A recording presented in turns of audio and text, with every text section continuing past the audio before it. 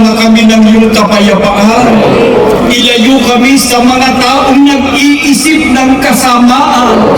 Sana po mapabalagi namin ang kapayapaan at ang kaligtasan ng aming pagtitipon.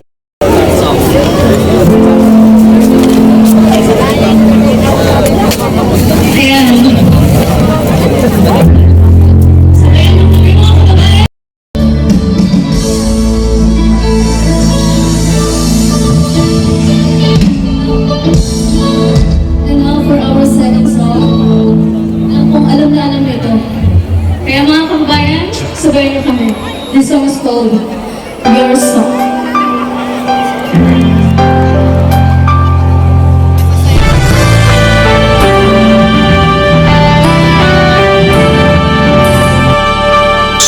Nais naming ipabatid na ito ay hindi para sa pansariling kapakanan, kundi para sa kapakanan ng buong sambayan ng Pilipino.